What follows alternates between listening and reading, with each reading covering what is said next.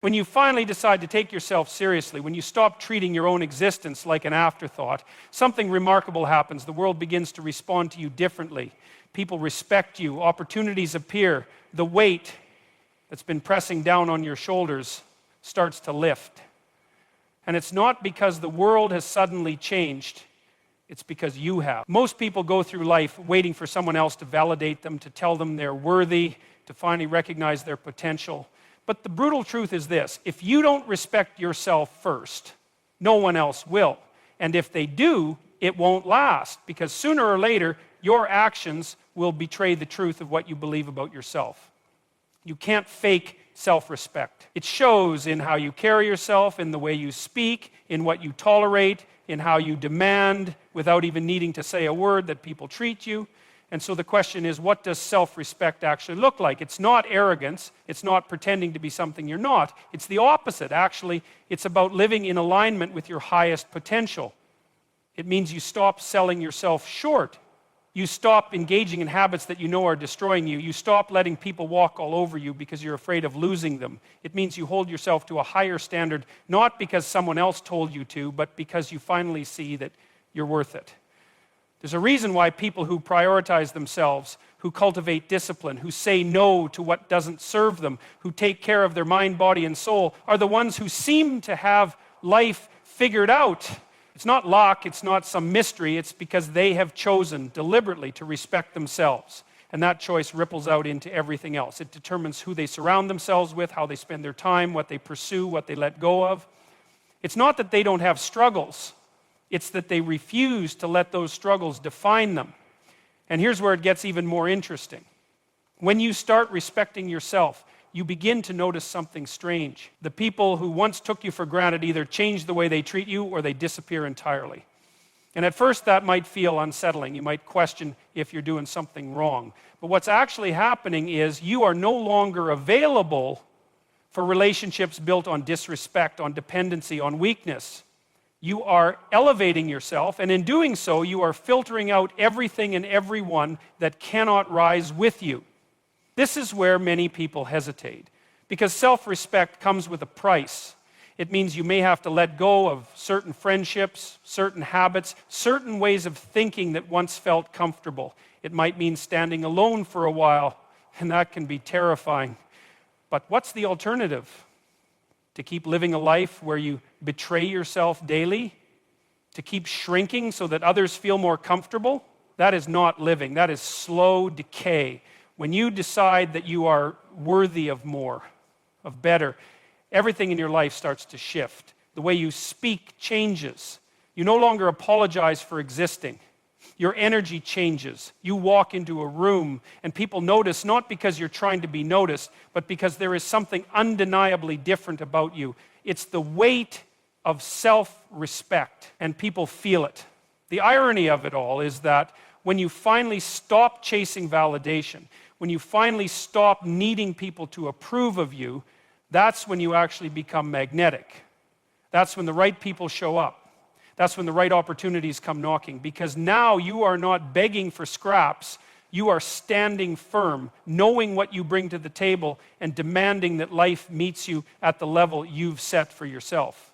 If you want respect from the world, from your relationships, from your career, from life itself, the first step is to respect yourself. And the moment you make that decision, truly make it, everything else begins to fall into place.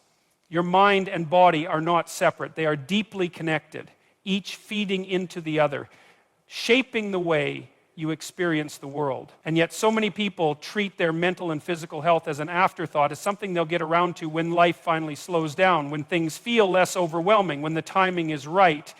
But the timing is never right. Life does not slow down. And if you don't take control of your well-being now, you will pay the price later. It's astonishing how quickly people surrender their own vitality. They neglect their body, filling it with garbage, refusing to move, allowing it to atrophy. They neglect their mind, numbing it with distractions, avoiding difficult thoughts, surrounding themselves with mediocrity. And then they wonder why everything feels like a struggle. They wonder why they wake up exhausted, why their motivation is gone, why every step forward feels like wading through quicksand. But here's the truth. When your body is weak, your mind suffers. When your mind is weak, your body deteriorates. And when both are in disarray, your entire life follows suit. There is no success, no purpose, no fulfillment in a life where you are constantly at war with yourself. You cannot build something meaningful when your foundation is crumbling. You cannot lead, create, or rise to your potential if you are constantly drained, constantly foggy, constantly battling the very vessel that carries you through this existence. If you refuse to take care of yourself, you are choosing to operate at a fraction of your capability. You are choosing to accept a life that is far less than what it could be. And that is a tragedy. People underestimate the power of discipline when it comes to health. They assume that those who train their bodies, who fuel themselves properly, who protect their mental space are simply lucky or worse, obsessive. But what they fail to see is that discipline in health is discipline in life. When you master yourself, when you push through discomfort, when you develop the ability to endure, to commit, to show up even when you don't feel like it, you are training something far beyond your muscles or your stamina. You are training the very essence of who you are. And it's not just about aesthetics, about looking good in the mirror. It's about resilience. It's about sharpening your mind so that when challenges arise, and they will, you are not crushed beneath them. It's about forging a body that is capable, that can withstand stress, that doesn't buckle under the weight of daily demands. It's about creating a level of internal stability so that no matter what chaos exists outside of you, there is a force of strength within you that cannot be shaken. And what most people don't realize is that their mind and body are either working for them or against them every single day. You are either building yourself up or you are breaking yourself down. There is no neutral ground. There is no standing still. Every decision you make, from the food you eat to the way you move, from the thoughts you entertain to the people you allow into your life, shapes your reality. And if you do not consciously take control of those choices, they will be made for you. And it's not just about avoidance. It's not just about not doing the wrong things. It's about actively building the right habits, about making choices that support your growth rather than undermine it. It's about training your mind to be sharp, to be clear, to be focused. It's about training your body to be strong, to be capable, to be resilient. Because when you do that, when you take care of yourself at the highest level, everything else becomes easier. Challenges don't break you. Setbacks don't destroy you. And when opportunities arise, you are actually able to seize them rather than being too weak, too exhausted, too fogged by self-inflicted decay to take advantage of what life has placed in front of you. The truth is, if you neglect your health, you are living on borrowed time. You may not feel the effects immediately, but they will come. Your body keeps score. Your mind keeps score. And the debt you accumulate through neglect will eventually come due. But if you choose right now to prioritize your well-being, to train your body, to sharpen your mind, to fuel yourself with what strengthens rather than weakens, you will find that life itself starts to respond differently. Energy returns. Clarity sharpens. You move through the world with a power that others can sense because you are no longer weighed down by your own self-destruction.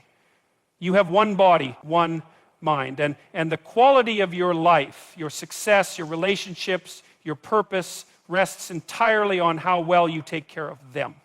Everything you want, everything you dream of, every version of yourself that you aspire to become, it all begins here. It begins with the choice to no longer be your own greatest obstacle. It begins with the choice to rise. Most people live in a constant state of distraction, pulled in 100 different directions, never fully present, never fully engaged, never fully alive. They wonder why they feel lost, why their purpose seems unclear, why they can't seem to move forward. But how could they?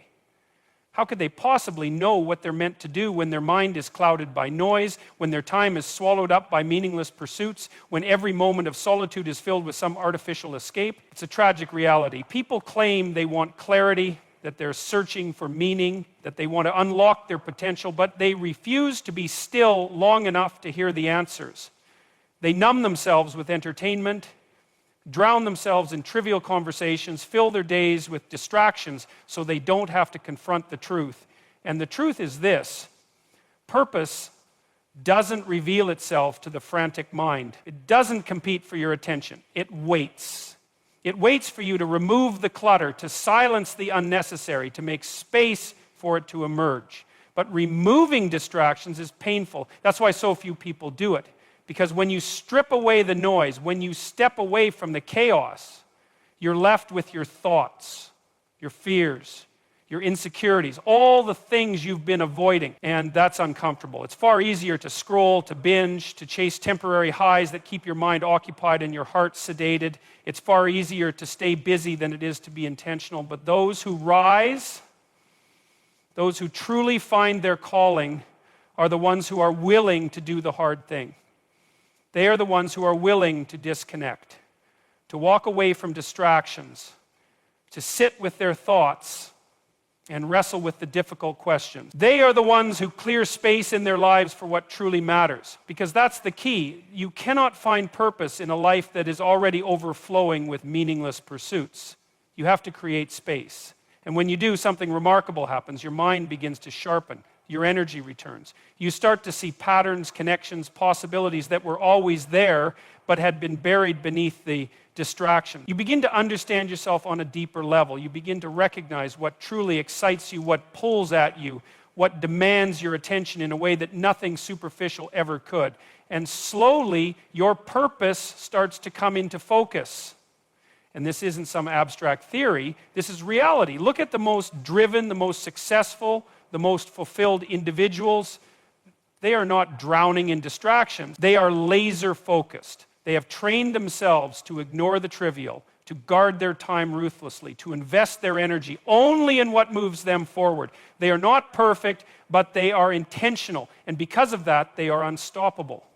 Now, this doesn't mean you isolate yourself completely. It doesn't mean you never enjoy life. It means you become conscious of what you allow into your world. It means you choose growth over mindlessness, purpose over convenience. It means you stop letting every little thing pull you off course, and that takes discipline. Because distractions will always be there. They will always be calling for your attention, promising you an escape, seducing you with comfort. And if you are weak, if you have not made the choice to prioritize your purpose, you will fall into their trap over and over again. But the moment you take control, the moment you start cutting out what doesn't serve you, you'll feel a shift. You'll realize how much of your time was being wasted, how much of your potential was being drained, how much stronger, sharper, more capable you are when you're not constantly being pulled in 1,000 different directions. And once you taste that level of clarity, you won't want to go back.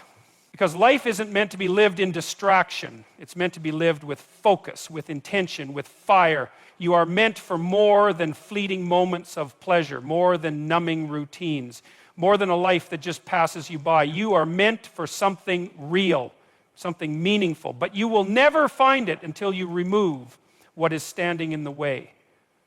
Purpose is not hiding from you. It has been there all along, waiting for you to finally see it.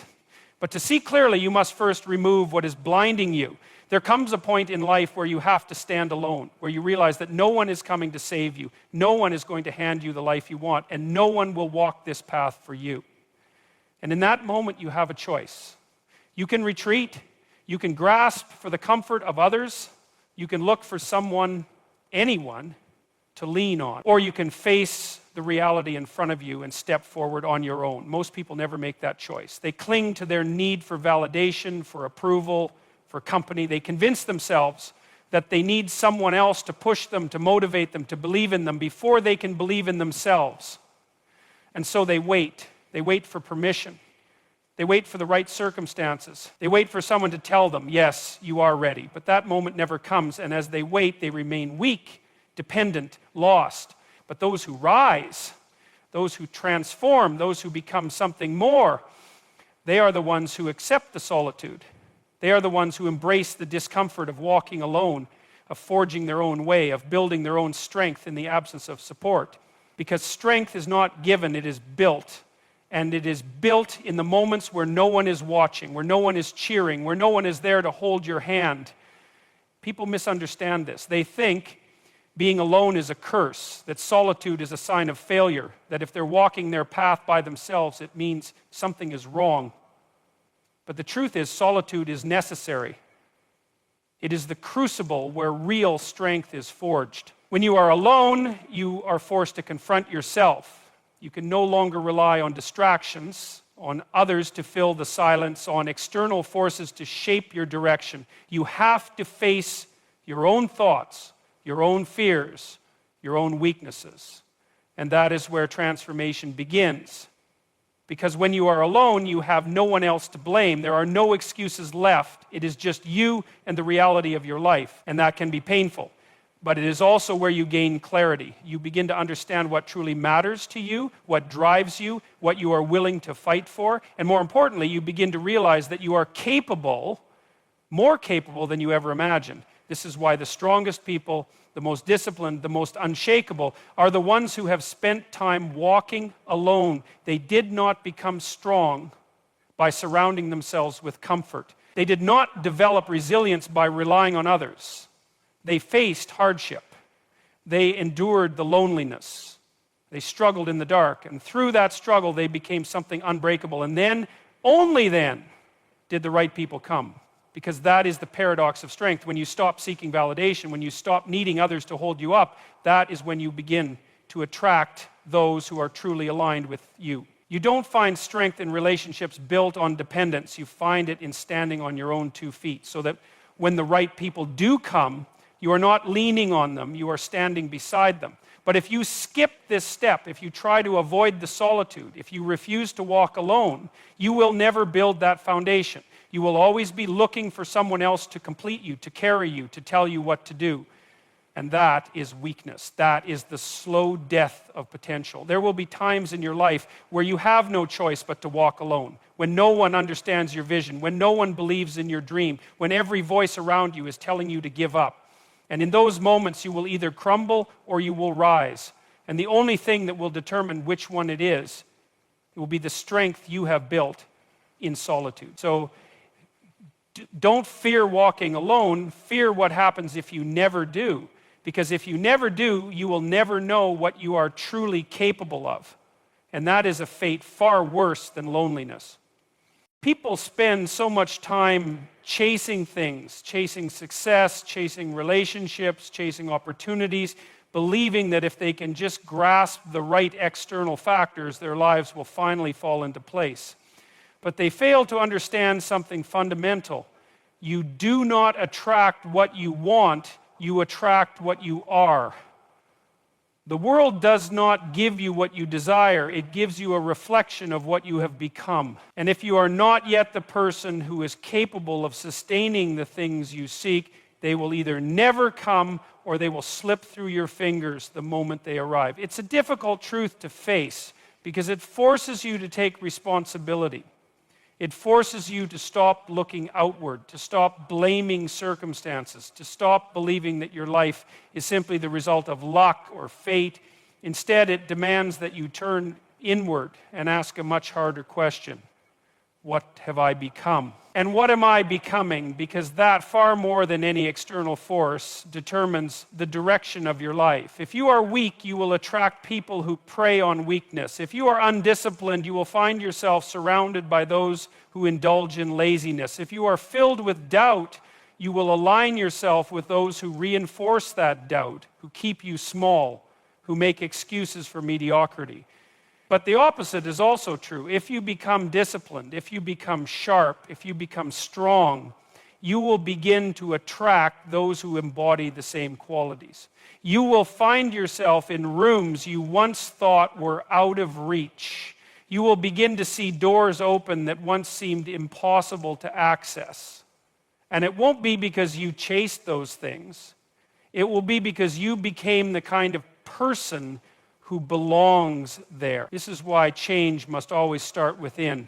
People want better relationships, but they refuse to develop themselves into someone who can sustain a meaningful connection. They want success, but they refuse to adopt the habits of successful people. They want respect, but they do not act in a way that commands it. And so they remain stuck, chasing, grasping, wondering why the things they desire always seem just out of reach. But the reality is simple. Until they change, their lives will not. And change is difficult. It requires sacrifice. It requires stepping away from comfort, from the habits, the routines, the people that keep you tied to your lesser self. It requires looking in the mirror and seeing not what you want to be, but what you are in this moment with brutal honesty. And for many, that is unbearable. So they avoid it. They keep running, keep distracting themselves, keep pretending that the problem is out there rather than in here. But deep down, they know that as long as they remain the same, nothing else will change. And this is why the greatest investment you can make is in your own transformation. Not in chasing, not in pleading for the world to give you more, but in becoming more. Because when you become more, you will naturally draw better things into your life. The right people will notice. The right opportunities will arise. Not because you begged for them, but because you became undeniable. And that is the real secret. People who achieve great things do not spend their time chasing, they spend their time becoming. They build themselves into something so capable, so strong, so valuable, that the things they once wished for begin to gravitate toward them naturally. They don't force their way in, they are invited in. They don't demand respect, they command it, simply by who they are. So the question is not, how do I attract the things I want? The question is, how do I become the kind of person who naturally draws those things into my life? And that requires work, that requires patience, that requires a willingness to shed the version of yourself that is holding you back and step into something greater. Because the truth is, you are always attracting something. The only question is whether it's what you truly want, and that is entirely within your control. Everything you do, everything you say, everything you think, it all carries a certain energy.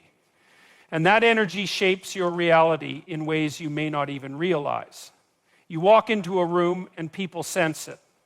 You approach a challenge and it influences the outcome. You wake up in the morning and before you even take a step, the way you carry yourself, the way you think about your day, it all sets the stage for what happens next. People vastly underestimate this. They think their circumstances dictate their energy, that their mood is simply a reaction to the world around them. But it's the opposite. Your energy is not just a passive response to your environment, it is an active force that changes your environment. And if you don't take control of it, if you don't become aware of what you are projecting, you will find yourself trapped in a cycle of negativity, frustration, and stagnation. Because energy compounds. If you move through life with hesitation, with fear, with a mindset rooted in scarcity and doubt, then everything you do will reflect that. The way you speak, the way you carry yourself, the way you interact with people, it will all signal weakness, and the world responds accordingly. You will attract more resistance, more obstacles, more people who take advantage of that uncertainty. But if you step forward with conviction, with clarity, with a sense of purpose, then suddenly the world starts responding differently. You walk into a room and people listen. You take on a challenge and you find yourself overcoming it, not because external circumstances changed, but because you did. And this isn't some abstract philosophy. This is reality. The most successful, the most respected, the most fulfilled people in the world, they do not carry themselves like victims of their circumstances. They generate momentum. They cultivate the kind of energy that moves things forward. They make decisions with confidence. They set standards for themselves and others. And because of that, the reality shifts to reflect that strength. But here's the key. Energy is not something you switch on and off. It is built through daily action. It is built through the way you train your mind, the way you care for your body, the way you engage with your purpose. You cannot expect to generate powerful energy if you are constantly exhausted, distracted, consumed by negativity. You have to protect it. You have to fuel it. You have to take responsibility for it. Because at the end of the day, you are shaping your reality whether you realize it or not. The question is, are you doing it consciously? Are you moving through life with intention, with strength, with a force that pulls you towards something greater? Or are you letting the weight of doubt, fear, and complacency define your world for you? The answer to that question determines everything. Life does not simply hand you the things you desire. It does not give you success, purpose, strength, or fulfillment just because you wish for them. It reflects back to you exactly what you put into it. And that means if you want more, if you want to rise above the mediocrity that keeps so many people stuck, you must be willing to take full responsibility for yourself. Prioritizing yourself is not selfish. It is the foundation of everything else. When you respect yourself, when you take control of your health, when you eliminate distractions, when you embrace solitude, when you become someone worthy of what you seek, and when you cultivate the energy that shapes your world, you stop being at the mercy of life. You become the architect of it. This is not an easy path. It requires discipline, sacrifice, and an unwavering commitment to growth. But the alternative, the life of passivity, of waiting, of never fully realizing what you are capable of, that is far worse. So step forward. Step into the life you were meant to build. Because when you do, everything else will fall into place.